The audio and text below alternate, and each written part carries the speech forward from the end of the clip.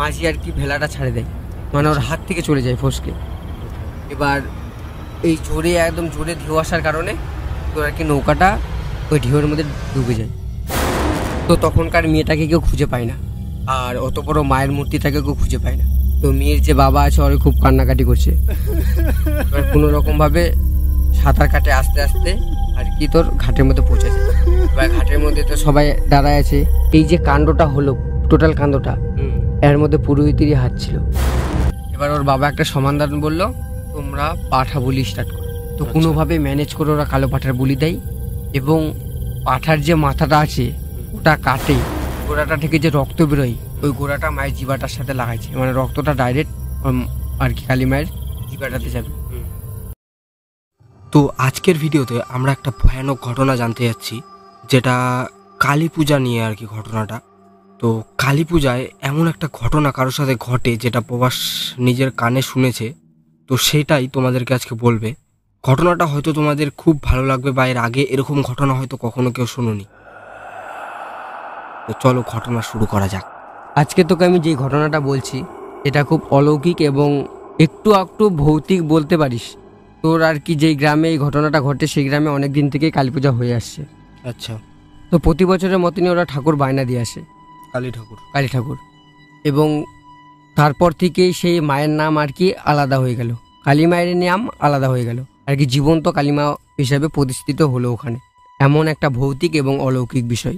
তো প্রতিবারের মতনই তো ঠাকুর বায়না দিতে যায় গ্রামের কয়েকটা ছেলেপেলে এবং কয়েকটা বয়স্ক লোক। প্রতি বছর মতনই ঠাকুর বায়না দিয়ে ওরা চলেও আসে, এবং পুজোর আগের দিন তোর হচ্ছে মাকে নিয়ে আসতে চাই, কালী মাকে। এবার গ্রামে দেখবি আগেকার, তোকে আমি এর আগেও বলেছি যে গ্রামে যখনকার আগেকার কোনো ডিসিশন নেওয়ার হতো তখনকার গ্রামের একটা মোড়ল থাকতো। মোড়ল মানে ও আর কি এখনকার মেম্বার বলতে পারিস। তো ওই আর কি গ্রামের আর কি সব চলতো, মানে ঠিক কোনটা ভুল কোনটা সে তার কাছে আর কি সবাই খরচ দিতে হতো আর। হ্যাঁ। আচ্ছা।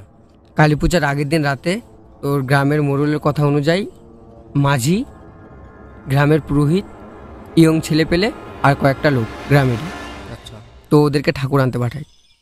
এই যে ঘটনাটা ঘটেছে এটা একটা নদীমাতৃক এলাকা, মানে নদীর এলাকা। তো যেখানে ঠাকুর বানাতে দিয়েছে সেটা হচ্ছে নদীর ওই পারে, আর যেখানে পূজা করবে সেটা নদীর এই পারে। আচ্ছা। তো মোড়লের কথা অনুযায়ী ওরা ঠাকুর আনতে কেবলই বেরোবে, নৌকাতে সবাই উঠে বসে। আচ্ছা। ওখানে যে কয়েকটা কাকু ছিল তো যারা ঠাকুর আনতে আর কি যাবে, তো ওদের মধ্যেই কারো একটা মেয়ে, ছোট মেয়ে, 10-12 বছর বয়স হবে। তো ও জেদ করে যে ঠাকুর আনতে যাবে ওদের সাথে। তো ওরা কেউ রাজি হয় না যে ওকে নিয়ে যাবে, যেহেতু ছোট মেয়ে আর কালী ঠাকুর দেখে আর কি ভয়টা যদি পায়, আর রাত্রেবেলা যেহেতু। তো তোর হচ্ছে আর একটা তোকে বিষয় বলি যে ঠাকুর নিয়ে যাওয়ার হচ্ছে আর কি, কালী ঠাকুর নিয়ে আসার নিয়ম হচ্ছে রাত্রেবেলায়, রাত্রে ছাড়া কালী ঠাকুর নিয়ে আসবে না। আচ্ছা। ওদের পরম্পরাদেরও হয়ে আসছে, এবং তোর হচ্ছে সেরকমই তোর রাত্রেবেলা আর কি ঠাকুর নিয়ে আসার জন্য বেরোয় পড়ে। তোকে কথাটা বলতে আমারই ভয় লাগছে, মানে এতটা ভয়াবহ ঘটনা। তো ওই বাচ্চাটা, যেই বাচ্চাটা তোকে কথা বললাম, ওর একটা মেয়ে ছিল। তো ওই বাচ্চাটা যাওয়ার জন্য জেদ করে, আর ওই বাচ্চাটা মেয়ে ছিল, মেয়ে বাচ্চা। সবাই আর কি না করে যে নিয়ে যাবে না, ওই মেয়েটাকে নিয়ে যাবে না আর কি ঠাকুর আনতে, যেহেতু মেয়েটা যদি ভয় টয় পাই যায়। এবার যে গ্রামের পুরোহিত ও আর কি বলে যে তোমরা মেয়েটাকে নিয়ে নাও, কিছু হবে না, ও যাতে চাচ্ছে ছোট মেয়ে। তো তারপর মেয়েটাকে আর কি নিয়ে নেয়, কিন্তু রাজি কেউ ছিল না ওকে নিয়ে যাওয়ার জন্য, শুধু গ্রামের পুরোহিত ছাড়া। মানে মোটামুটি একটা ভালোই অন্ধকার হয়ে আসছে। তো মেয়েটাকে নিয়ে চলে যায়, এবং ওরা যাওয়ার পথে আর কি ওই মেয়েটাকে বলছে যে মা তুমি থাকে যাও, এখনো তুমি যাও না। মানে ওর আশেপাশে আর কি লোকগুলা, একটা ব্যাচেলার ছেলে ছিল, এবং তোর যে গ্রামের কয়েকটা কাকু ছিল, মাঝি ছিল, আর পুরোহিত ছিল। তো যখনকার যায় তখনকার কি নদীটা শান্তই ছিল। শান্ত বলতে কি বলতো, বড় বড় ঢেউ ছিল না। এক সময় হয়তো নদীর মধ্যে বড় বড় ঢেউ আসে, তো সেই হিসাবে অরজনকে যায় তখনকার শান্তই ছিল নদীটা। এবার আসার সময় আর কি বেশ কিছুক্ষণ চলে আসার পর নদীর মধ্যে মানে বড় বড় ঢেউ আসতে শুরু করে, আস্তে আস্তে করে। ওরা বুঝতে পারেনি যে ঢেউ আসতে শুরু করছে ঠাকুর নিয়ে আসার সময়। আর মূর্তি কিন্তু বিশাল বড় মূর্তি, দেখে আর কি তোর ভয় লাগবে। এখন তোকে আমি সেই জায়গাটার নাম যদি বলি, সেই জায়গাটাতে গেলেই দেখতে পাবি যে অনেক বড় মূর্তি। তারপর থেকে সেই মূর্তিটাকে তোর আর কি ওখানে স্থাপিত করে দেয় যেখানে পূজা হয়, আর মূর্তি বানানোর কোনো সিস্টেম নেই। আচ্ছা। ওই একবারই লাস্ট ওই মূর্তিটাকে নিয়ে আসলো, তারপর থেকে আজ পর্যন্ত আর মূর্তি আর কি বানানো হয় না, যেরকম মূর্তি সেরকমই থাকে। আচ্ছা আচ্ছা তো এরকমই ঢেউ আস্তে আস্তে মানে একটু হাওয়াও শুরু হয়ে যায় আচ্ছা রাত্রেবেলা। তখনকার কয়টা বাজে ওদেরও মনে নাই, ওরাও বলতে পারছে না। তো জোরে জোরে ঢেউ আসার কারণে, হাওয়ার কারণে তোর মাকে সবাই চাপে ধরে যাতে পড়ে না যায় মায়ের মূর্তি। তো ওই মেয়েটা বলে যে মায়ের কিছু হবে না, আপনাকে ছেড়ে দাও। এবার মেয়েটার কথা কেউ তাল দেয়নি ওরকম, কেননা ছোট মেয়ে বলছে, বলতেই পারে, ও চ্যাংরা মানুষ বয়সে। যে মাঝি যে নৌকা চালাচ্ছে ও বলছে যে নৌকা আমি আর সামলাতে পারছি না, জোরে এবার হাওয়া হতে শুরু করছে। এক সময় এমন একটা সময় চলে আসে যে মাঝি আর কি ভেলাটা ছাড়ে দেয়, মানে ওর হাত থেকে চলে যায় ফসকে। এবার এই জোরে একদম জোরে ঢেউ আসার কারণে তোর আর কি নৌকাটা ওই ঢেউয়ের মধ্যে ডুবে যায়। তো তখনকার মেয়েটাকে কেউ খুঁজে পায় না, আর অত বড় মায়ের মূর্তিটাকে কেউ খুঁজে পায় না। তো মেয়ের যে বাবা আছে ওর খুব কান্নাকাটি করছে। এবার কোনো রকম ভাবে সাঁতার কাটে আস্তে আস্তে আর কি তোর ঘাটের মধ্যে পৌঁছে যায়। এবার ঘাটের মধ্যে তো সবাই দাঁড়ায় আছে যে কালী ঠাকুরের মূর্তি নিয়ে আসবে, সেটাকে নিয়ে যাবে। এবার ঘাটের মধ্যে তো অনেক লোকজন আছে। তো ওরা ওখান থেকে সাঁতার কাটে চলে আসলো, তার মানে নৌকা সমেত ঠাকুর সমেত মেয়েটা নাই? মেয়েটা নেই। আচ্ছা। এবার মেয়ের বাবা তো বলছে যে আমি এখানেই মরে যাবো আমার মেয়েকে না পালে। আচ্ছা। ওর মা শুনে এই ঘটনাটা ওখানেই অজ্ঞান হয়ে যায়, মেয়েটার মা। এবং ওর মাকে সবাই ধরে নিয়ে যায় বাড়িতে। ওর মা ওখান থেকে আর কি ওখানে জল টল দিল। তো ওর মা আর কি কথাটা শুনে বলছে যে আর কি শখ হয়ে গেছে, তো জল টল দিয়ে ওখানে উঠালো। উঠাই নিয়ে ওর মা তো বাড়িতে যেতে চাচ্ছে না, যে আমার মেয়েকে যদি না পায় তাহলে আমি এখানে মরে যাবো। আচ্ছা। জলে ডুবে। তো ওর মাকে সবাই ধরে নিয়ে যায় এবং গ্রামের মোড়ল বলে যে তোমাদের বিচার কালকে হবে। আচ্ছা। এবার গ্রামের মোড়ল ভাবছে যে ওদেরই দোষ। এবার গ্রামের সবাই চলে আসে সেই আর কি ঘটনাটা শুনে, চিল্লাচিল্লি শুনে। তখন তো রাত নাকি? হ্যাঁ, তখনকার রাত। তো সবাই কয়েকটা লোক তো দাঁড়ায় আছে না ওখানে মাটাকে নিয়ে যাওয়ার জন্য। এবার যখন চিল্লাচিল্লি শুনছে তখনকার তো সবাই উঠে আসছে। এবার গ্রামের মোড়ল আর পাড়ার কয়েকটা লোক মিলে বলছে যে এটা এদেরই দোষ, মেয়েটাকে কেন নিয়ে যাবে। আচ্ছা। আর এটা অঘটন এভাবে কিভাবে হলো এতজন থাকা সত্ত্বেও। তো গ্রামের মোড়ল বলে যে কালকে তোমাদের বিচার হবে। এবার সবাই তো ভয় পায় যায় ওখানে যারা উপস্থিত ছিল। তো মেয়েটার বাবাকে সবাই সান্ত্বনা দেয় যে মেয়েটাকে পাওয়া যাবে, এটা মায়েরই কোনো অলৌকিক কাণ্ড হতে পারে। এবং তারপর দিন সকালে গ্রামের মোড়লকে আর কি সবাই ডাকতে চাই, যে মিটিং হওয়ার কথা।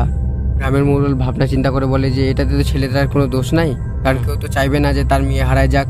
গ্রামের মোড়ল সব ভাবা চিন্তা করে আর কি কথা টথা বলছে, এখনো মিটিংয়ে যায় বসেনি। ওই পাড়ারই একটা জেলে আর কি সকাল ভোরবেলা আর কি মাছ ধরতে গেছে নদীতে।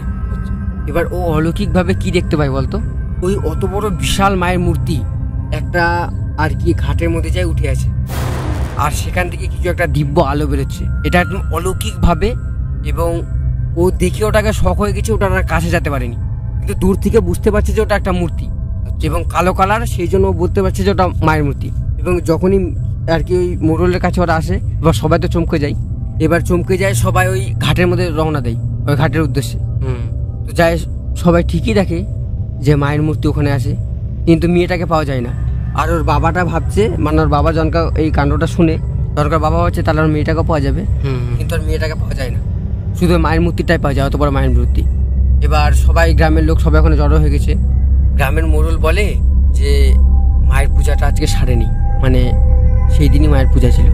এবার মেয়ের যে বাবা মা, যে পুচকিটাকে খুঁজে পাওয়া যাচ্ছে না, ওর বাবা মা বলছে যে আমার মেয়েটা হারায় গেল আর তোমাদের পূজা করার চিন্তা। তখনকার গ্রামের মোড়ল বলছে যে এটা মায়ের অলৌকিক একটা কাণ্ড হতে পারে, সবাই ভক্তি করে মায়ের পূজা করো, দেখবা মেয়েটাকে পাওয়া যাবে। এবার যে মায়ের পূজা করে, যে পুরোহিত, ও হচ্ছে বাপ দাদার আমল থেকে পূজা করে, ঠিক আছে। ওর বয়স অনেক নাকি? পুরোহিতের বয়স অনেক? পুরোহিতের বয়স অনেক, কিন্তু ওর বাবা তার বাবা তার বাবা তার বাবা এরকম ধরে পূজা করে আসছে। মানে যেটা করছে সেটা পরম্পরা ভাবে হয়ে আসছে, পুরোহিতই আর কি ওদের বংশ। তো যেই পুরোহিতটা পূজা করবে, ওর বাবা গত 2-3 বছর হলো মারা গেছে।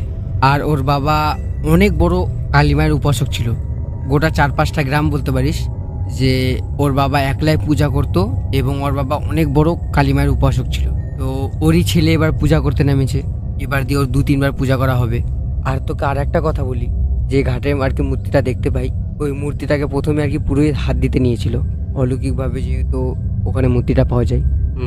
যখনই পুরোহিতের কাপড়টা মূর্তিটার গায়ের মধ্যে ছোঁয়া লাগে, তখন অলৌকিকভাবে মায়ের যে মুকুট ছিল মাথার মধ্যে সেটা খুলে পড়ে যায়। তো সবাই বলা বলি করে যে আপনাকে আর তাহলে মূর্তিটা ছুঁতে হবে না। আর একটা এবার তোকে কথা বলি, এই যে কাণ্ডটা হলো, টোটাল কাণ্ডটা এর মধ্যে পুরোহিতেরই হাত ছিল। সেটা আগে তোকে বলি শোন, এটা খুবই ভয়াবহ। তোকে প্রথমেই বললাম যে মায়ের মূর্তি নিয়ে আসার সময় মন্ত্র উচ্চারণ করতে হয়, নালে মায়ের মূর্তি আসবে না। কিন্তু পুরোহিত তো মন্ত্র উচ্চারণ করছিল। পুরোহিত মন্ত্র উচ্চারণ করছিল, মন্ত্র ঠিকঠাক পড়ছিল, কিন্তু মাঝখানে একটা ব্যতিক্রম হয়ে যায়। মাঝখানে ওর মন্ত্র উচ্চারণ ভুল হয়ে যায়, কারণ পাশে সবাই গল্প করছিল, চেঁচামেচি করছিল, বা সেই দরুন ওর মন্ত্র উচ্চারণ ভুল হয়ে যায়। ও বুঝতে পারেছে যে এবার কিছু অলৌকিক কাণ্ড হবে। কালী মায়ের যারা উপাসক, ওরা যদি একটা ভুল করে তার শাস্তি গোটা গ্রামকে পাতে হয়। এবার সেরকমটাই হলো। তো মন্ত্র ভুল পড়ার কারণেই মায়ের মূর্তি এবং সেই মেয়েটাকে তার শিকার হতে হলো। গ্রামের লোক এবার সবাই বলা বলি করছে যে পুরোহিত আপনি কিছু কি ভুল করেছেন? তখন পুরোহিত সত্যি কথা স্বীকার করেছে।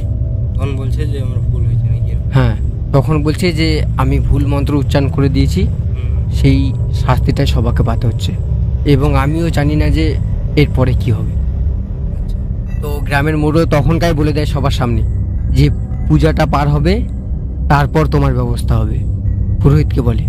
এবং ওর বাবা ছিল একজন অনেক বড় সাধু বলতে পারিস, উপাসক বলতে পারিস, পুরোহিতের। হ্যাঁ, এবং ওই মুখ লজ্জাতে ও আর কি ওখান থেকে মাথা নিচু করে চলে আসে। হ্যাঁ, এবার যারা আর কি মূর্তিটা ধরার জন্য ওখানে যায়, সবাই শুদ্ধ হয়ে চান করে তারপর মূর্তিটা মন্দিরে নিয়ে এসে প্রতিষ্ঠা করে পূজা স্টার্ট করে। এবার পূজা শুরু করার সময় একটা ভয়াবহ কিছু কাণ্ড হয়ে যায়। তবে মেয়েটাকে কিন্তু এখনো পাওয়া যায়নি। মেয়েটাকে এখনো পাওয়া যায়নি, এবং মেয়েটার মা বাবাও খুব দুঃখিত, কান্নাকাটি করছে। পূজার চলাকালীন যে পুরোহিত ছিল, ওর হচ্ছে বাবা পাশ থেকে, মনে কর ওর বাবা তো 2 বছর হলো মারা গেছে। এবার মন্দিরের পাশে জঙ্গল, এবার গ্রামের মধ্যে যেহেতু মন্দির, তার আশেপাশে জঙ্গল আছে এবং তার সামনে গঙ্গার ঘাট আছে। আচ্ছা, ওখানে যারা অঞ্জলি দিতে বসছে তার মধ্যে 2-1 দেখতে পাই কি যে জঙ্গলের পাশ থেকে একটা কালো ছায়া আসছে, 2-1 দেখতে পাই। আচ্ছা, এবার যেই 2-1 দেখতে পারলো, ওরা তো হালকা হালকা করে চিল্লাচিল্লি করছে, একে একে বলা বলি করছে, এবং পুরোহিত তার কানেও সেই খবরটা গেল। পুরোহিত কালী ঠাকুরের মন্ত্র ছাড়ে ফের উঠে আসছে সেই আত্মাটাকে দেখতে। আচ্ছা, ও আরো একটা ভুল করে দিল, কিন্তু পূজা ছাড়ে উঠে চলে আসছে। প্রথমে একটা ভুল করেছে, তারপরে ফের একটা ভুল করছে। আর ওই যে কালো ছায়াটা আসছে না, ওটা কিছুক্ষণ আসার পরই এক জায়গায় থামে গেল। সবাই নজর ওখানেই, গোটা গ্রামবাসীর নজর। এবার কালো ছায়াটা ওখান থেকে একটা আওয়াজ আসছে। যে পুরোহিতটা ছিল ওর নাম ছিল রামু, আর যার কালো ছায়াটা ওর নাম ছিল চণ্ডী, ওর বাবা। আচ্ছা, ওখান থেকে একটা আওয়াজ ভেসে আসছে এবং সবাই শুনতে পাচ্ছে। ওর বাবা ওকে বলছে রামু এদিকে আয়, এরকম করে 2-3 বার কন্টিনিউ বলছে। এবার গ্রামের লোক সবাই ওর উপর ক্ষিপ্ত হয়ে গেছে। গ্রামের লোক ভাবছে যে ওর মনে হয় এরকম তান্ত্রিক গিরি করছে, মনে হয় কোনো আত্মার সাথে সম্বন্ধ আছে বা এরকম কিছু। এবার গ্রামের লোক তো খারাপ ভাবছে। এবার গ্রামের লোক কিন্তু ভাবেনি যে ওটার আত্মা, মানে ওর বাবার আত্মা, পুরোহিতের বাবার আত্মা। তো যখনকাই রামু পূজা ছাড়ে ওখানে যাই ওর বাবার আত্মা দেখতে, ওর বাবা তখনকার ওকে একটাই কথা বলে, তুই যে ভুল করেছিস তার সমাধান তোর কাছে ছিল, কিন্তু তুই তার সমাধান কেন করিসনি? গোটা গ্রামবাসী দাঁড়ায় আছে, কালী পূজার রাত, পূজা করতে করতে উঠে আসছে। এবার গোটা গ্রামবাসী তোকে মারে ফেলবে এরকম একটা খেপে গেছে। এবার ও তখনকার পুরোহিতটা স্বীকার করে যে আমি লোভে পড়ে গেছিলাম, আমার কাছে কিছু চামুন্ডি ছিল যাদেরকে আমি বশে করছি, এবং ওর কথা অনুযায়ী আমি এগুলা করেছি। চামুন্ডি বলতে ওটা একটা উপাসক বলতে পারি, যেরকম জিন হয় না, জিন জাতি, সেরকম ওগুলো একটা উপাসক বলতে পারিস। চামুন্ডা এগুলার উপাসক সবাই করতে পারে না, তো ও করতে পারছে ওর বাবার সাধনার দ্বারাই এবং ওর সাধনার দ্বারাই। তো চামুন্ডিকে উপাসক করে ও আর কি টাকা পয়সা হাতানোর প্ল্যান করছিল। মানে চামুন্ডি যারা হয়, কোথায় টাকা আছে, কত টাকা আছে, মানে ওকে টাকা এনে দিবি, যেখান থেকে ওকে টাকা এনে দিবি। যেহেতু পয়সার উপাসক হয়ে গেছিল, এবার সেটা কিন্তু তোর বাবার সামনে স্বীকার করে এবং গোটা গ্রামবাসীর সামনে স্বীকার করে, এবং মায়ের মূর্তি ভিতর দিকে আছে, সেখানে অনবরত ধূপ জ্বলছে, ধূপের ধোঁয়া আসছে, আর ওর বাবার অন্ধকার ছায়া মূর্তিটা সেটাও দেখা যাচ্ছে, আর সেখান থেকে কথাটা বলছে।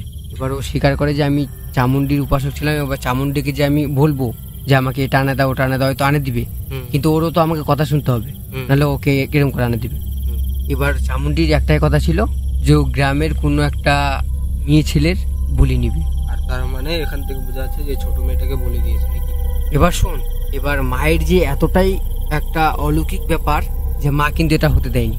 তো গল্পটা বলছি, এবার শোন। এবার হচ্ছে ইন্টারেস্টিং পয়েন্ট। তো ও যখনকার স্বীকার করে যায় যে এরকম এরকম ব্যাপার, তখনকার গ্রামের লোক সবাই ওকে ধরে নেয়। এবার ধরে এবার ওকে মারবি, এরকম একটা ব্যাপার। পুরোহিতটাকে? হ্যাঁ। এবার ওইখান থেকে ওই ছায়ামূর্তি থেকে কিছু আওয়াজ ভাসে আসে। এবার ওর তো কাছে যাওয়ার কেউ সব আর কি সাহস পায় না।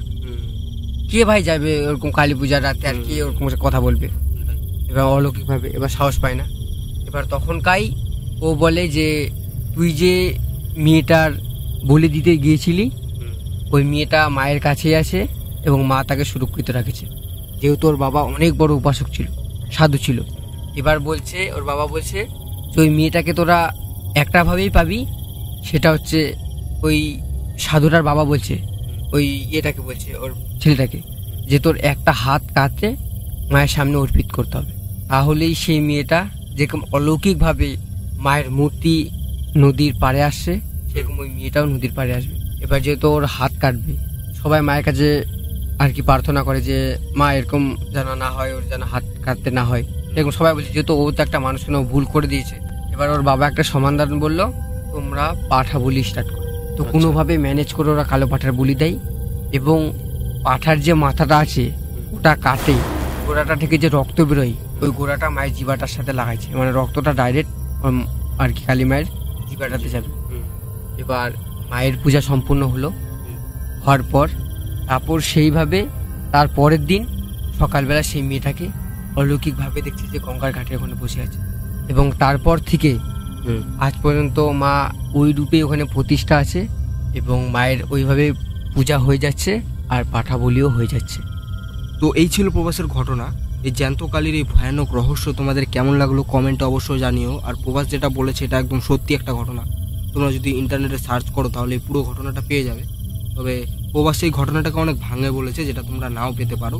দেখা হচ্ছে পরের কোনো সত্য ঘটনাতে। সবাই ভালো থেকো, পাশে থেকো।